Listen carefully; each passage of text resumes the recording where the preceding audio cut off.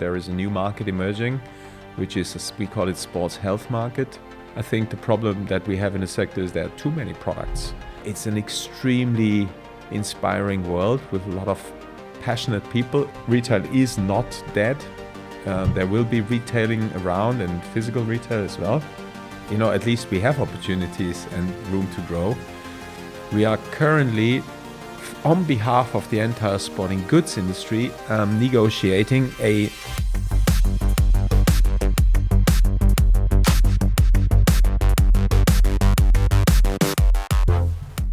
In this Sports and Mentors episode, I chat with Tobias Grober, the Executive Director of Messe München's Consumer Goods Business Unit, which includes ISPO.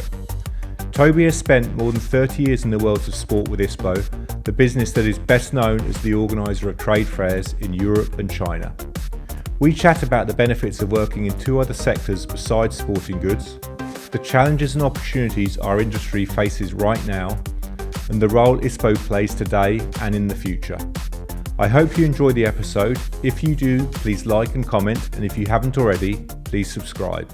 So, Toby, I believe that it's now around 30 years, if you include your studies, that you've somehow been connected with the sports industry. But I'm interested to understand actually why the sports industry. What was kind of there before that kind of encouraged you to kind of go down that route first with your studies and then your professional career? First of all, I started swimming when I was 6 years old, and my parents were always like very sporty. It was pretty annoying for my twin brother. I have an identical twin. Okay. Because we were a bit chubby, so we were and for us it was like, oh no, why do we have to do sports? And then they really were pushing us. So they put me into a swimming club. I was not allowed to play football because my mother was suffering under my father's football addiction. So he was in a football club playing every weekend. And so she thought, oh no, for my kids, I don't want to do that. The result was that my dad ended up every weekend in the swimming pool, and swimming pools, especially in winter, inside, hot, The air smells like chlorine, and it's not the best place to be. But that's how it all started. And then through sports and physical activity in general, I managed to get rid of my obesity, and ended up in at school, like doing all the sports parts, and that's where I did my Abitur in, also English and sports, and then sports was always part of my life. It was good for it was individual sports, it was team sports also. I played basketball and things like that. So I hated running in the beginning. I love running now. So, so it finally led to a career in sports, but which was not my original plan. Okay, interesting. No? So now you've opened the door. Yes. So what was the original plan? I love flying. So I was flying gliders when I was 15. My parents really liked this. We like what you're doing, but you have to pay for it yourself. So I had to work every, all the vacations that we have, holidays in between the school breaks. So I worked in order to finance my hobby, which is flying, because my dream was to become a pilot, 10 years in the German army, and afterwards move into the, fly for an airline as a pilot. Yeah. And then when I was 18, and we went to that recruitment center where they examine all the 18-year-olds. Yeah. And I was fit enough, but after 10 minutes, the behavior, the way they talked, and it was I thought, no, I refuse to do that. So I did civil service, and I had to come up with another idea for my own career. Yeah. And that was serendipity, because my first day in the new job, as being Malteser Hilfsdienst, is where we work with elder people and handicapped people. Yeah. And there was a leaflet on the desk, and it said, Economies of Sports, University of Bayreuth. And I thought, wow, fantastic. This is exactly what I was not looking for, but always wanted. Yeah. And then I applied there. Okay. That's how I ended up in sports finally, and not in the airline businesses.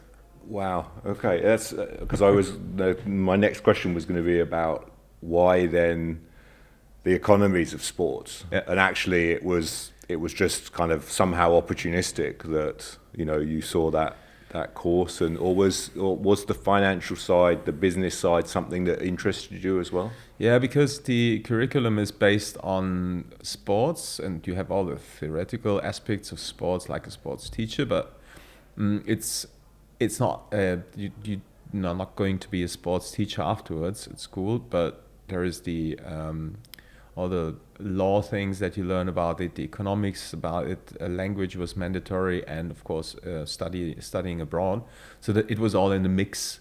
And this is what still is fascinating me. And out of that university, I would say one of the best years in my life. I'm still connected with the university, and I'm the head of the advisory board to the university in Bayreuth, which makes it's great because it's a great networking opportunity. And most of my fellow students, they are now in sports positions, but all over sports, not only sporting goods, but like one is organizing the FIFA World Cup, football sponsorships, club management, events all over the world. Interesting. And so the university you went to, so it's like a couple of hours north of Munich, if I know well. And okay, now you live in Munich, but is Munich kind of home for you? Is that where you're from originally? Yeah, no, I'm from near Lake Constance. Okay, so further south. Yeah, closer to the Swiss border than to Munich. So okay. But Munich is home now because we're living in Munich since 30 years now, 28. My wife and I, although we know each other since we were little babies because we've been Christianized the same day in the same church. No. Yeah. Wow. But we met in Munich. Okay. Which was kind of a moment of serendipity again, a coincidence. And we're still married, happily married with 2 kids, and my daughter is following my footsteps because she's also studying economy of sports at the university in Bayreuth, and she just started the semester in Barcelona at the Instituto Nacional de Educación Física, which is a sports university, what I did. Yeah. So, yeah. Wow. You've set the path. I never forced her. It was her decision because she had 3 different directions she wanted to go, but she decided upon economy of sports, and she's super happy. So I knew it was the right thing for her to do, but it's up to her to decide because it's her life. And but now she loves it. Yeah. You mentioned that in your course you did an international placement. So where was that? That was in Europe, or? I was in Barcelona. Okay. Yeah. Okay. Yeah. So okay. like my daughter is now.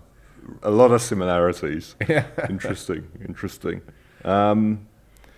And so if I understand well, during your course, during your studies, you then actually did an internship with ISPO, which obviously leads to today, but let's take a little bit of time to get there. So when you look back at that time, going from, let's say, the theory of studying into the reality of, let's say, quite a specific sector within the sports world, what were the surprises? What were the things that you really didn't expect, or that hadn't, was not something that you'd come across yet in your studies?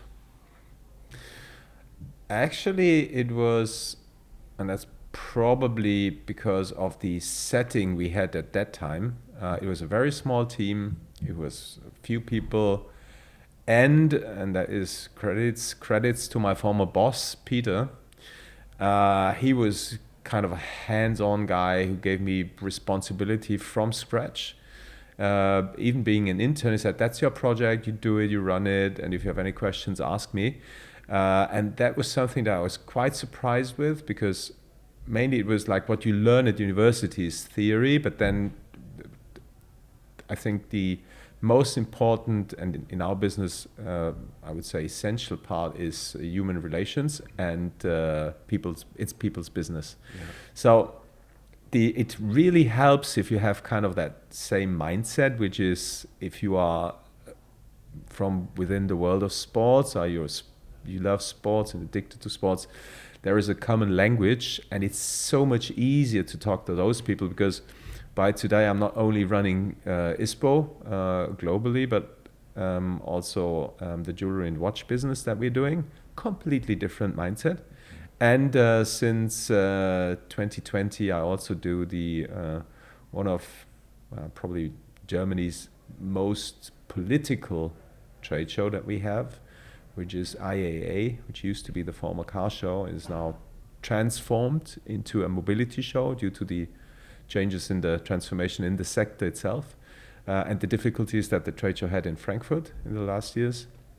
So a completely different mindset. Yeah. So I can adopt to that because I think I'm pretty flexible and can adopt to people. I learned that over the last 25 years and 30 years, but the main language is sports, I would say, for me. Yeah. Okay. We'll come back to those three different sectors, because I thought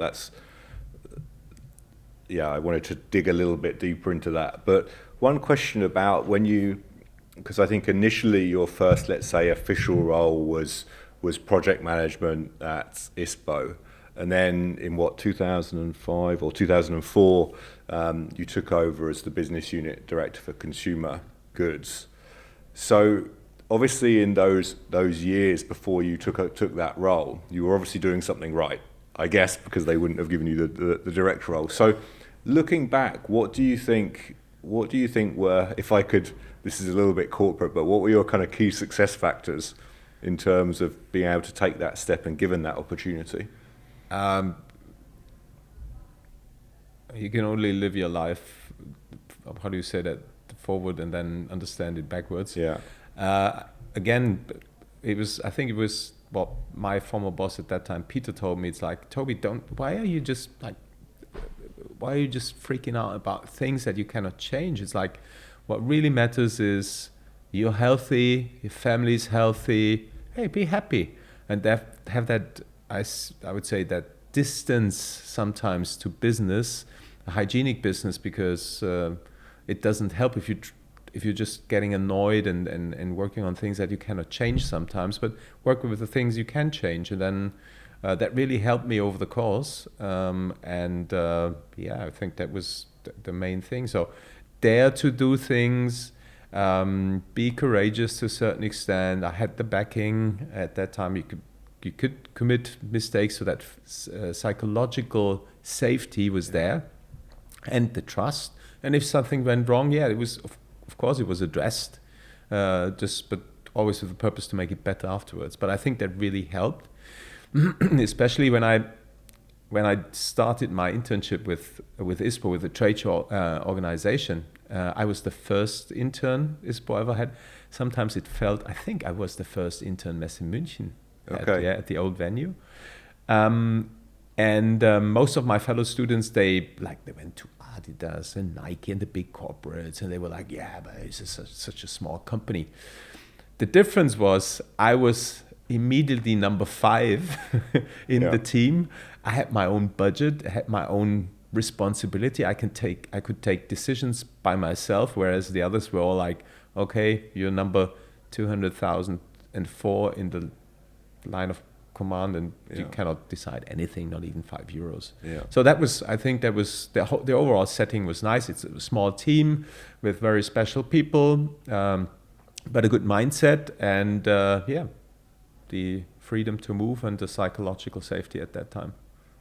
That's I think that's a very valuable skill for your boss at the time to give you that ability and give you that psychological safety. I think it's obviously we're here these last 2 days at the European Outdoor Summit, and it was something a speaker was discussing yesterday, and I think it's still rather more the exception than the rule, that type of environment, unfortunately, I would have to say.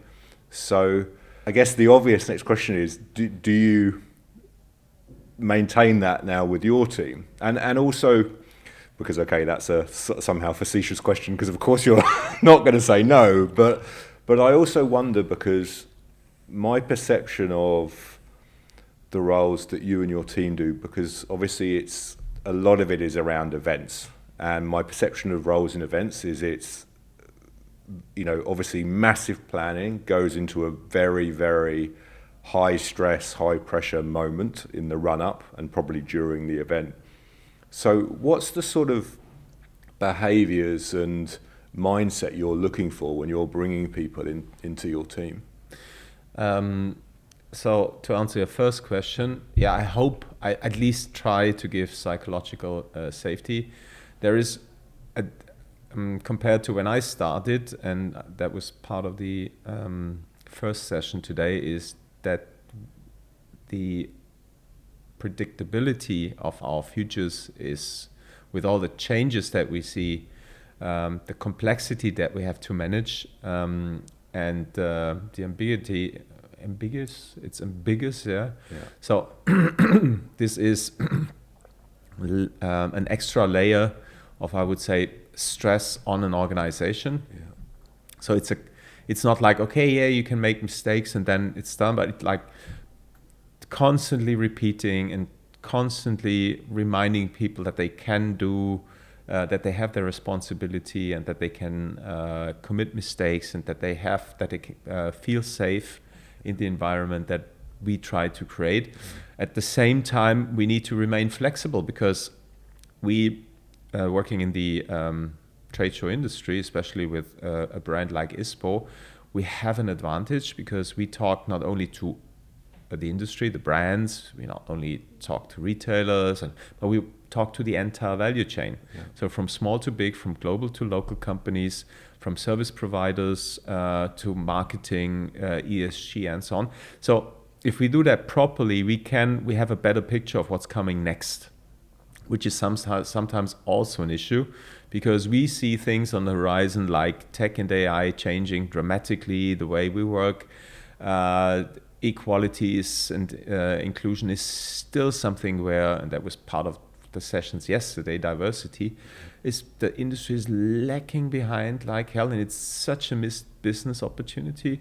And then we try to include all those topics: supply chain, scope 3, sustainability in general, what does it mean, and try to help and educate the market, and try to help the market itself in its transformation. And sometimes there are frictions, because companies want to sell products and they want us to do everything that they can better sell, which is by today not necessarily the benefit of a trade show, because selling is done through digital tools or somewhere else, but we need to support our partners in their own transformational topics and help them manage complexity. So need to reflect. What was the other question? No problem. It's bad actually asking two questions in one. I should know not to do that. The other question was with regards to considering the high pressure, high stress kind of environment. What are those kind of behaviors and mindsets you're looking for when you're looking to kind of bring people into your team? So basically you have two type of personalities. You have the quiet ones, the ones that are great workers, and then you have the ones that are very extroverted, good on stage. So find the right mix. International mindset really helps, and this is not on purpose, but it happens in an industry like mine. It's 80% women. Okay. Because it's people's business. So you need to talk a lot. You interact with human beings, and I have to admit that women are definitely better in doing that. And all my leadership teams are project directors are all women for all different industries that I have. That's I'd never considered it like that, but that makes a lot of sense, and it's somehow going against the let's say the average of the industry as a whole, which as we know is still rather male centric. Although I have to say that I think the delegates here, it's not 50-50, but I think it's, I don't know, maybe 60-40 men women. It's better, but generally we're still quite a male dominant industry. So it's great to have businesses like ISPO and Messe München kind of trying to, let's say, put a better balance on that. Yeah. So that's great to see. And so you have on one side you have like the personalities, two types of personalities. But on the other side, it really helps if they have a personal connection to sports. Yeah. Because this is kind of energy source, and working closely with the sports and outdoor industry is kind of it's rewarding in itself, because you have access to information, to people, background information, trends, innovation. You see how they work, you do sports together with them, you have the events around the year that we visit and organize ourselves. So this in itself is important, because if you identify with what you do, that's the biggest source of motivation. It's the mother of motivation. So absolutely, I think that's come through a lot in other discussions I've had on the podcast. That kind of passion for sports or for outdoor sports or whatever it is whether it's in founders, CEOs, or whatever. It's maybe not 100%, but close to 100%. The red thread through everybody that I speak to is that underlying kind of passion and joy to either be involved in or engaged with or participate in sports on some level. Yeah, our internal team motto is ISPO is not a job, it's a way of life. Yeah. So it is extremely important if you have that energy source and that fuels you. So yeah. So you mentioned a little while earlier that as well as ISPO and the sporting goods side, you also oversee the watch and jewellery market and also the mobility business. I'm interested, are there any, other than, let's say, the somehow obvious operational details of running events, but are there any learnings that you're able to take from other industries and pull into the other one? Yeah, that's exactly why IAA was assigned to me, because with all the things we developed around the core ISPO product, which is the trade show and the digital services and startups and so on, that was part of the pitch for the show. So what we're doing is we are using ideas, or we are implementing projects that work in the sports industry and try to adopt it and implement it in the mobility industry and vice versa if they work. It's like a constant learning circle, build, measure, learn, build, measure, learn. So, and the same thing applies with, I would say, a delay of 6 to 7 years or 8 years in the jewelry and watch business. They're not, still very traditional. They all have one thing in common, is that digitization is changing the value chain, is changing how the different stakeholders in the industry work together and how they sell their products and produce the products. They all have sustainability issues because they're all consumer driven, legislation. And of course, if you look at how let me put the car industry, but it's also the cycling industry, the car industry interacts with sports and sports activities, sponsorships and so on. So same with watches, they're all connected to a certain extent. It's part of a lifestyle that a certain person has, and it's that kind of sport with that watch, for example, and that car, and you can have endless combinations. So that there are already connections between the different industries, and I would say the formats that we test, build, and then develop and implement can be used in variations all over the platforms. Yeah. Okay. Like there was, for example, take ISPO Brand New was one of the first, and I think it's still one of the largest startup competitions for sports. It was invented in 1999. And I was very surprised that IAA never had a proper startup area, nor competition or award. whereas I think it's like changing the concept into mobility, which is the bigger market, includes all type of mobility solutions, tech, IT, one-wheelers, two-wheelers, pedestrians, public transport, cars, vertical, urban air mobility, everything. So it's a huge topic. Why? And there's so much innovation coming from startups. Why don't we do something like this? So we applied that to that show. On the other side, there's a big conferencing area with like high-level speakers and content and topics and the curation behind it, using that now for ISPO. And so we're working with that. Yeah. Okay, interesting. I think a few years ago, maybe 5 or so years ago, you'll correct me, you launched ISPO in China, in Shanghai. So I'm interested to understand, what were the kind of learnings that you've taken from that, and do you see that as a growing opportunity for the ISPO business? I have to correct you. We kicked off ISPO in China in 2004. Oh wow! Yeah. Okay. So it's amazing how that market developed. Yeah. They leapfrogged some of our technologies and ideas how to create and sell a product, especially. So now we have 2 shows in China, 2 ISPO branded shows and 2 consumer events. So 4 shows, and we are currently buying into a 5th show in China. So this market works extremely well for us. And I would highly recommend everybody in the Western world to look into how the Chinese market works, because this is definitely coming to us. We are lagging behind in terms of technology and how they sell in the different sales models, B2B to C, C2C to B.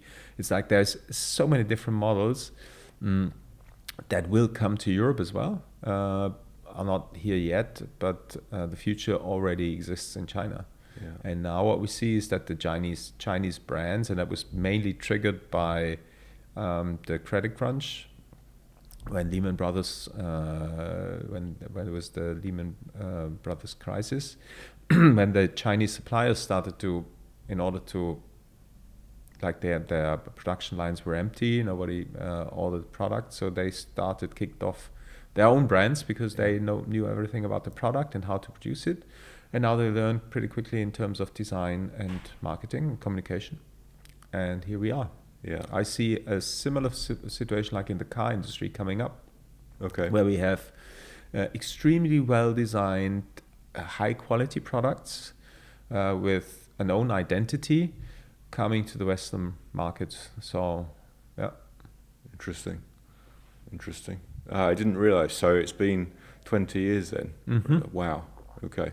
Yeah. So yeah, you must have seen a massive evolution. I mean, but as you said, I mean, it's clear that they're further ahead. I mean, having worked for Ama Sports for a while, and particularly for the first year or so when the Antisport-led consortium took over, I mean, we really had to have a kind of mind shift in terms of kind of process and speed, and have more of a failing fast rather than a kind of heavy analysis and go, more of a try and learn and fail fast. So that's interesting. Fail often. And you feel that, as you well identified, there are now so many either certainly China manufactured electric cars that are now penetrating the European and American markets.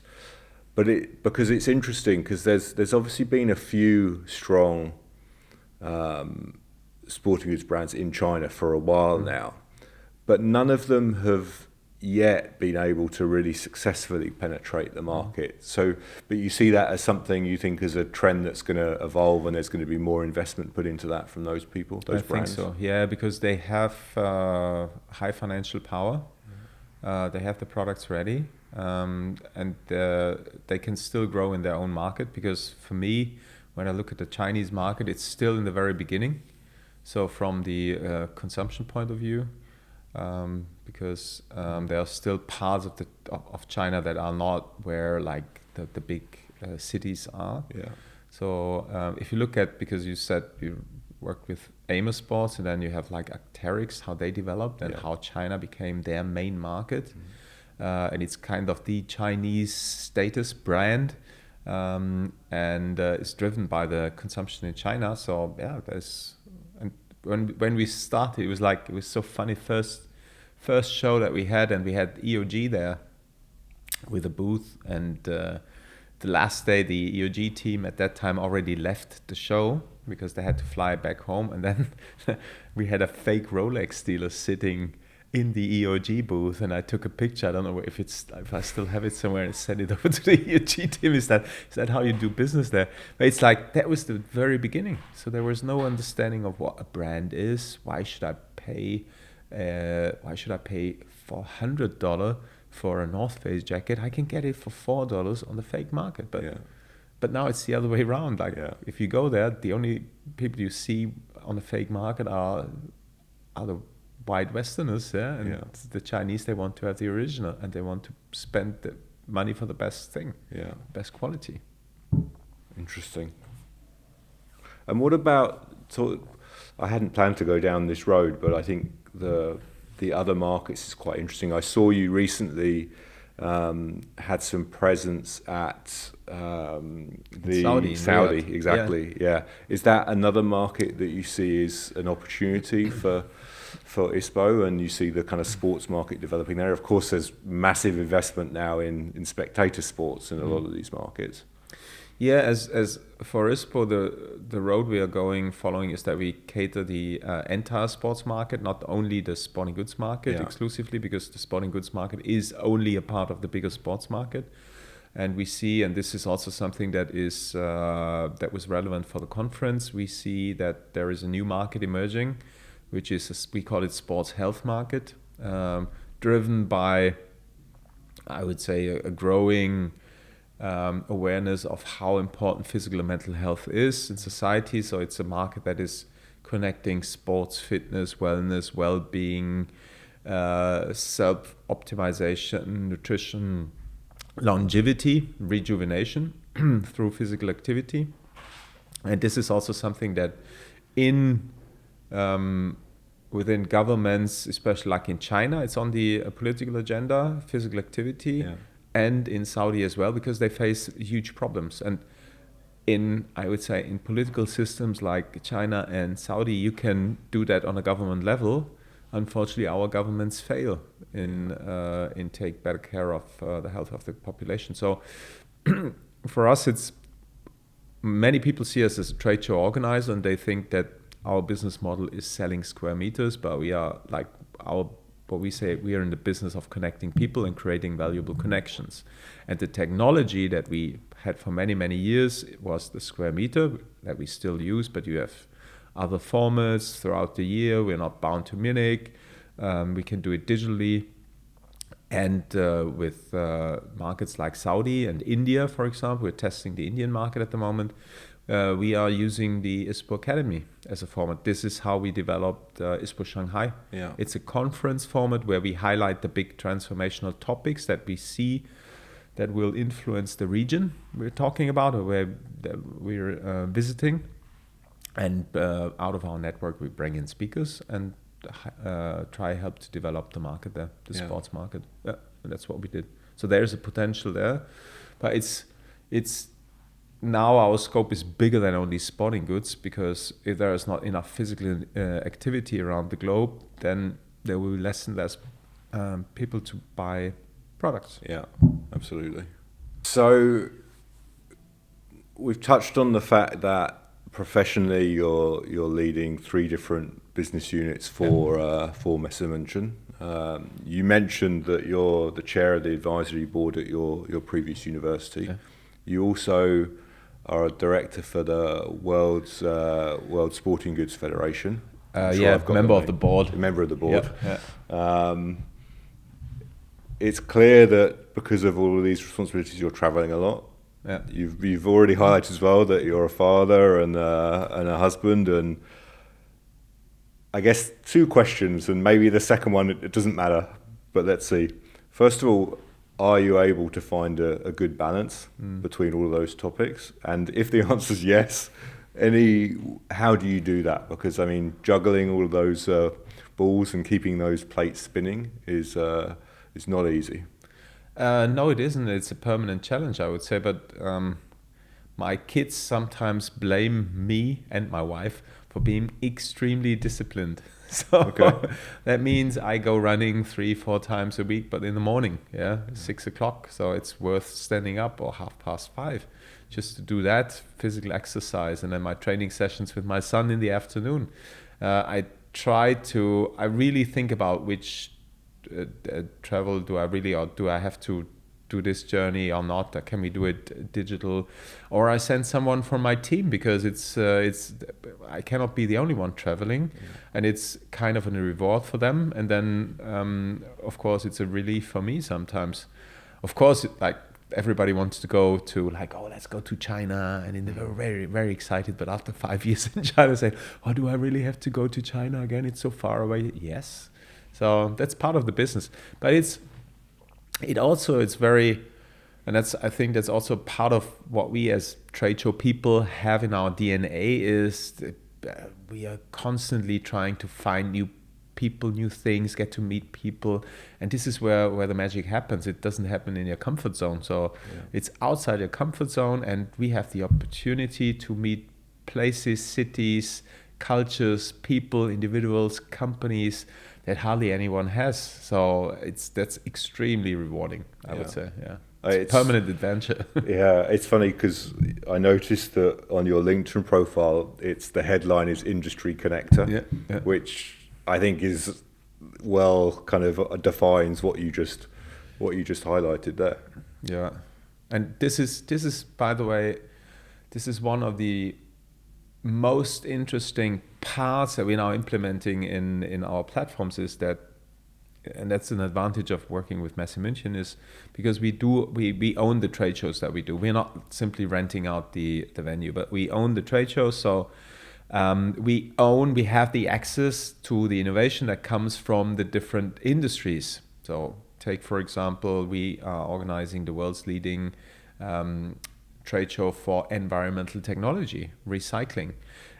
So there are so many technical solutions there that nobody in the sports and outdoor industry know about yet, but everybody's looking at. So it's searching for. So we are now, with the colleagues in the company, we do robotics trade shows, sensors, artificial intelligence, everything. So we're picking the topics and the innovation and the trends and the people who can support, and bring them to our customers in order to help them innovate faster and better.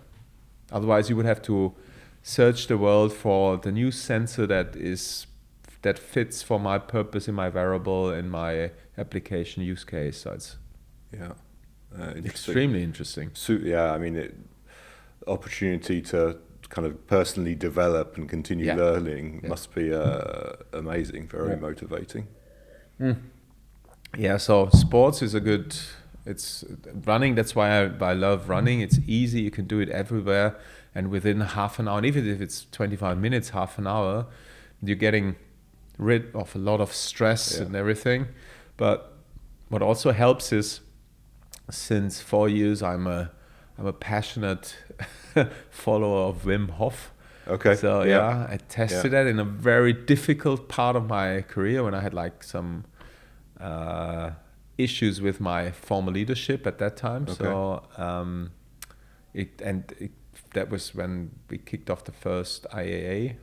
It was very hard, like 12, 13, 14 hours. I should not say that on the podcast because it's illegal, but it was really intense, and it was all in COVID conditions. So the teams were not able to meet, and we were all remote and sitting back home with a house full of kids and a guest student from Colombia who spent 6 months in lockdown with us.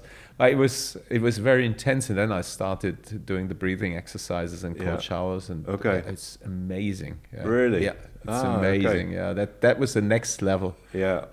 No, but I think, thank you for sharing that, because I think those difficult situations, those extreme situations, which often do come somehow through leadership one way or another.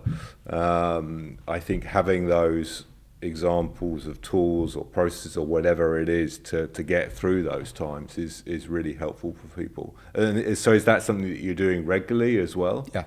Okay. Since 4 years, I have not taken a single warm shower. Okay. Always cold. Yeah. From the very beginning. Yeah. And now my son started also. He was laughing at me in the beginning. Now he's like, after 3 months, he's like, you need to take cold showers. And my wife hates it. And so what do you feel as the benefit? I'm really interested. Now this is really a personal thing. It's proven that putting your body under stress for a short term is also kind of, it's setting off like hormones, and it helps you to improve your self-awareness, health for the body. So like your immune system is getting stronger, and it's extremely good because you need to apply the breathing technology, and the breathing is breathing itself, and there are many books about it now. Is a very important tool to control your psychological stress levels and to deal with stress and mental health. Very easy. It's a natural tool. We lost connection to it somehow, but it's easy to get back to it. And it's there. You can do it every time, every day. If the Navy SEALs do that before they go to combat, and so it cannot be that bad. I did it this morning, for example, yesterday, and all the days. Great. Yeah. Okay. Super interesting. So I think having the opportunity to sit down with you today, it would be somehow remiss of me not to ask you about how you see ISPO as, let's call it the Munich trade fair, and the same thing with outdoor. So there's been obviously a lot of discussion around the shows, and of course since COVID the whole environment has changed dramatically. So how do you see those two shows evolving over time? What's your kind of vision for them? Yeah, as you probably noticed, we are moving the two shows away from each other. So outdoor is no longer called Outdoor by ISPO. It's outdoor because it's serving a certain purpose, which is more product driven than ISPO will be in the future. So the old ISPO as a transactional platform where it's a sales kickoff for products and product innovation, that's gone. That's different formats, digital, direct-to-consumer business. That is not the purpose of the show. Yet both platforms have in common that it's connecting markets and industries and communities. Outdoor is a more focused, more concentrated one on the outdoor industry. And with ISPO, we're going down into, like, as I said before, the entire sports market, because they are approaching us. They're in need for a platform where they can connect the different parts of the sports industry. And the same thing happens with the sports health market. So we're combining those markets, but we're not neglecting or our roots in terms of no more products. Products will play an important role as well as retailers. But if you look at the situation, let's take, for example, retailers. Their problem today is not the availability of product. I think the problem that we have in the sector is there are too many products. So they are facing huge, big transformational challenges, and we spoke about that. One of them is AI, technology. How is technology changing the market, the complexity behind it? Was the right technology for me? How do I apply it in my company? Same applies to supply chain and regulations and Scope 3 and sustainability and Green Deal and reporting standards, inclusion. So we will highlight the big topics, bring in companies that can support the sports and sports health industry for ISPO to manage complexity and transform better and faster and more successful. be more inclusive with the partners we take in, because it's a much bigger market than the sporting goods market or the winter sports market, which is, I would say, in threat itself, just taking into account the climate change and sustainability issues that they are facing and have hardly any answers. Yeah, and with outdoor, it's more on that. There's still a strong focus on the brand-retail relation, but as we presented yesterday, it's not only the brands and the retailers, but it's also the different disciplines that you see in the companies along the value chain. It's the HR departments, it's the marketing communications guys, it's the ESG people who are already attending, it's the design department, the logistics and supply chain managers, because they all have topics that they need to solve together. You cannot solve the problems and issues by yourself. And what we will do is that we will take some of the big bucket topics that we create for and are building up with ISPO, and of course apply them to outdoor as well, because being a retailer, you need to know everything about tech. How if you are, we had conversations with retailers, they say, my ESG team, they just said, okay, sorry boss, I have no idea, no clue how to cope with what's coming. I need support, I need help. So fostering those connections and enable them and create new relationships and new partnerships that help them to transform. This is one of the key purposes of the platform. And if someone wants to sell a product, fine with it, but it cannot be the only purpose of a platform like this. Yeah. Well, I as somebody who's been lucky enough to attend ISPO and outdoor for a long time, 20 years I think, I'm excited and optimistic to see how things develop, because I think as an industry, whether it's the outdoor industry or the broader sporting goods and health industry, I think we need these opportunities to get together, to collaborate, to learn, to continue taking the industry forward. I feel like if everybody's away doing their own thing and we're even more fragmented than we are today, we don't necessarily leverage our strength as an industry and push us forward on topics that are really complex, that oftentimes even some of the bigger businesses can't deal on their own, let alone some of the, let's say, startups. Yep. So yeah, I'm excited for the future to see how things develop. Yeah, and the industry should never forget, and that was also part of what the CEO of Cambridge University, was it? Yeah, said yesterday. You need to come together, cooperate, collaborate, because the outdoor industry and the sports industry, of course, there's competition within the sector, but the main competition is outside of the sector, because there are bigger industries that are extremely well organized in terms of getting into the pockets of the consumer. And you're fighting for the same euro. And there's one bad or good example, and that's the reason why I'm so happy about the direction that the World Federation is going, because I'm a member of the board, but also part of the physical activity committee. And we are currently, on behalf of the entire sporting goods industry, negotiating an official relationship with the World Health Organization.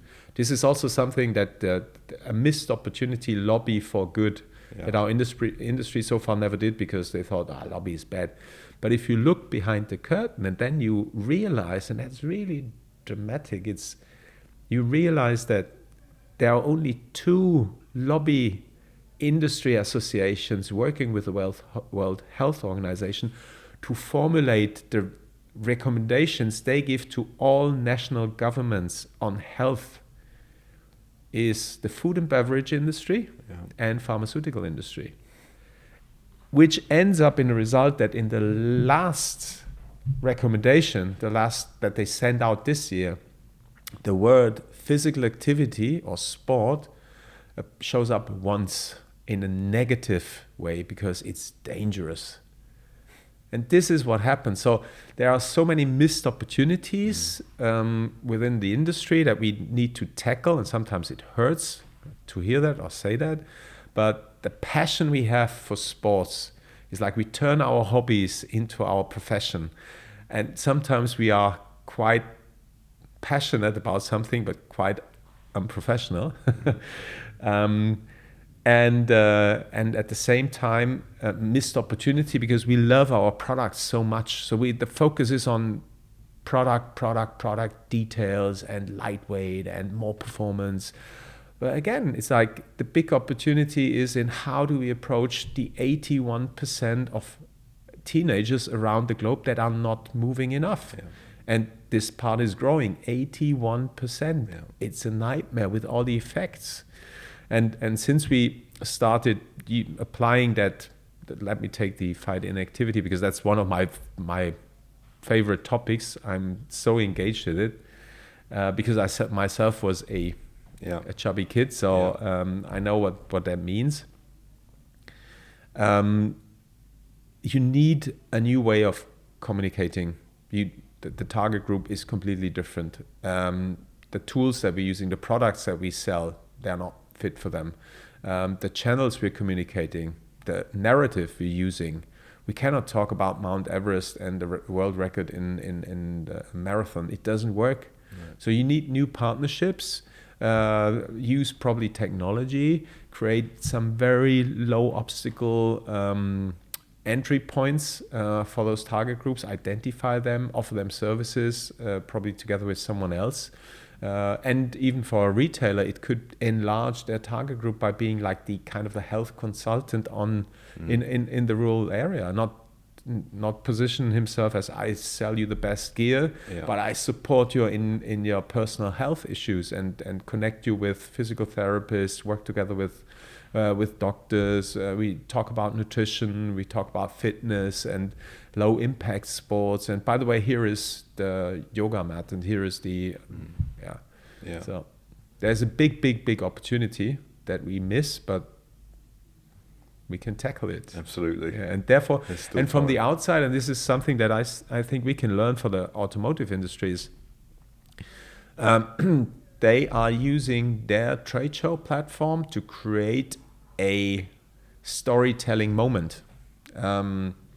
What I learned from the automotive industry is that's extremely helpful for what we want to do with outdoor, and that was also going into that freestyle area thing is, when they talk about innovation, they have two products on the booth. It's the vision car and the concept car. One is the vision or the concept for the next 5 years, and the next is the vision for the next 25 years. So there are 2 points in the near and in the future that gives you kind of a perspective. What is the way forward for them in types of technology, design?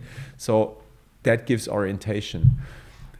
We, with the brands that we see, they have a tendency to show all the products, and we have the tent in, basically those are conversations I had. We have the tent in red, and we have it in blue, so let's put the same tent, just in different color, in two times on the booth.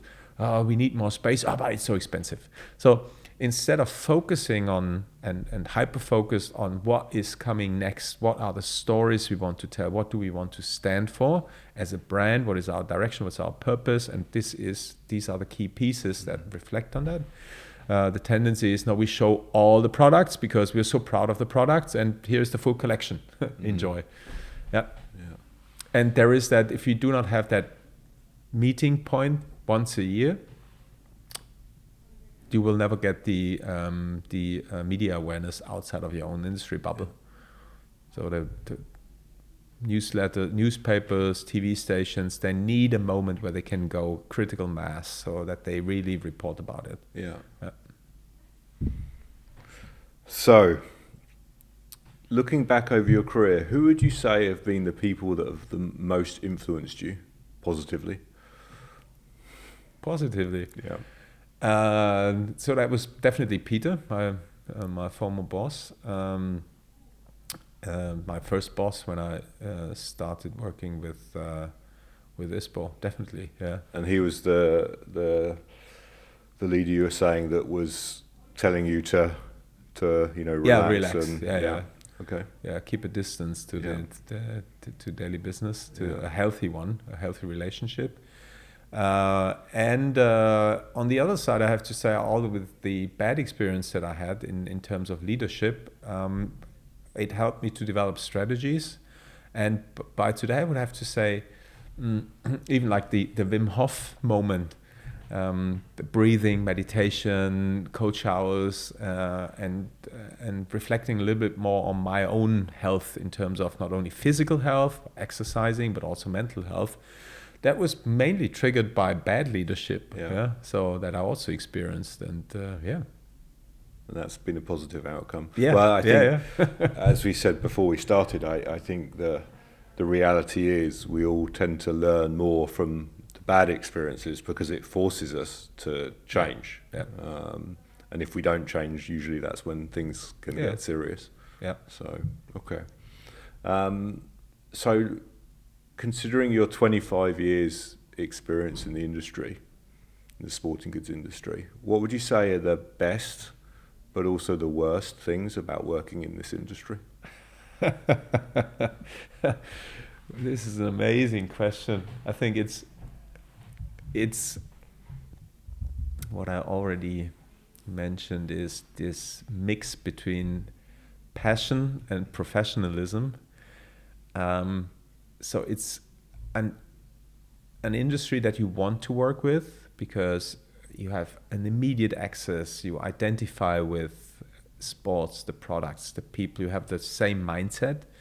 It's an extremely inspiring world with a lot of passionate people, and at the same time, it's sometimes so frustrating because they're more passionate than business-driven. And by the end of the day, all talking business. So sometimes I would rather have a little bit more business in the conversations that we have. On the other side, it makes it easy to work with the industry. So it's a completely different atmosphere and mood if you enter a room that is filled up like here with people from the outdoor sports industry, than walking into a room with the automotive industry or walking into a room with the jewelry and watch industry. Yeah. It's three completely different atmospheres, moods, and the easiest one is the sports and outdoor industry, definitely. Yeah. But maybe that traditional mindset is somehow holding us back in terms of being able to, see maybe bigger opportunities. And as you highlighted, the opportunity in terms of the lack of activity with the population. And obviously you talked about kids, but the reality is it's definitely not just kids. Yeah. I'm the same. I mean, I love the industry, but sometimes you just kind of want to, shake it a little bit, and because there's so much opportunity. And, where Andrew Denton, who obviously well, the CEO of the UK Outdoor Industry Association, in this podcast, he's one of his quotes that I took out was, we're so much more than just selling shit, to use his exact words. And that's, what we need to remember and understand, and it's seeing the bigger picture. Yeah, and at least we have opportunities and room to grow. It needs those storytelling moments. Sometimes it needs, I would say, stupid people like me trying to sell the idea that sports should be part of COP, the climate conference. Yeah. So we went there, and it was mind-blowing because, like it or not, this is where things happen, and sports is not on the agenda. And we have so many solutions for so many problems out there in the world. We can be a catalyst for change, but we never talk about physical and mental health. We never talk about equality, inclusion, the social benefits of sports in integration. And if the outdoors is your playing ground, you have a higher interest in protecting it. So instead, our storytelling is more lightweight, more durable, water column, and this is the price. Wrong stories. Yeah, because the effects of sports are far, far bigger than just providing an equipment for an activity, but it's a societal opportunity that we can tackle. We need to change the narrative, and it starts. You always need to start with something. So people were laughing at me when I went to COP. What are you doing there? It doesn't bring anything. Same with when we put lobbying on the agenda. We call it Lobby for Good, and we bring in people who have experience in lobbying, and there's that distance. Oh, there are no sports people, so should we talk to them? And then you, of course, end up with big names some of those people work with, because the big companies, they apparently do very, very, very good lobby work. So learn from them and start kicking it off. And so slowly but steadily, I feel that all the national associations now are putting their efforts more into talking to politicians and bring them to an event like ISPO, because this is where they can meet the industry and talk to many stakeholders, and understand their responsibility in also doing lobbying for what we do, and what the benefits of the sports industry. And so there is a huge opportunity. The industry will grow, but we will also see a lot of companies, or many companies that by today seem to be very successful, go out of business, which is not bad or good, but it's just part of the life cycle. Same happening with retail. Retail is not dead. There will be retailing around, and physical retail as well. The concepts will look different, the numbers will look different, the experience will be different, but there will always be retailing around.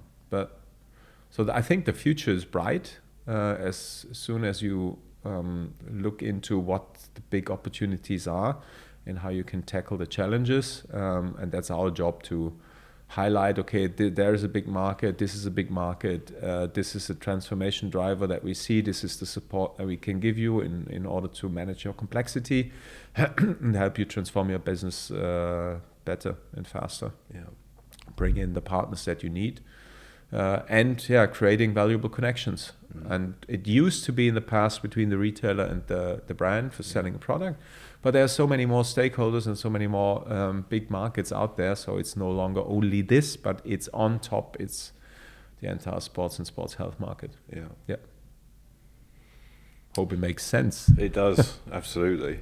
So what 3 pieces of advice would you give to future leaders of our industry to enable them to have a successful career within sporting goods?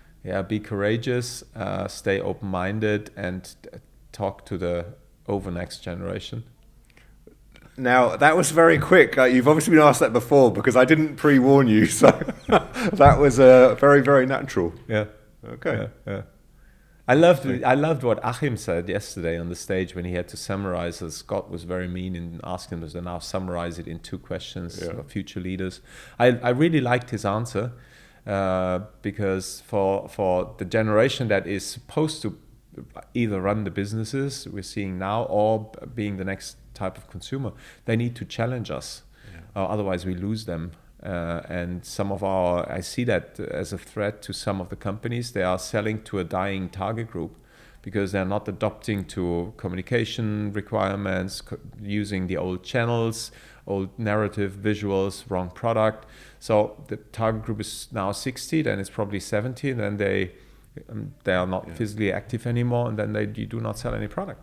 So constantly keep curious, be curious, courageous, and let yourself challenge by the next and the over next generation, by your own kids.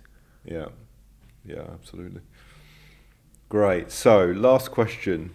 If today was your last day working, let's say, if you were retiring today, what would be your message to your team?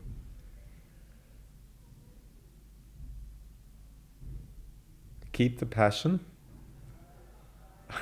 Look out for professionalism, and go out. This is where the magic happens. Leave your comfort zone. Perfect. Stay courageous. Great. What a brilliant way to end. So Thank you very much, Toby, for taking the time to meet with me today and for sharing some great insights. I think there's a lot of super interesting topics and insights that you shared. So thank you for being so open and taking the time. I hope so, Dan. Thank you for having me. And if there's no outcome for you or for the listeners, then at least it was a very, very a great chat. So that we had great conversation. Thank you very much. Thank you. I hope you enjoyed my chat with Toby as much as I did. If you did, please like, subscribe and leave a comment. Thanks for your support, and I look forward to seeing you soon for our next episode.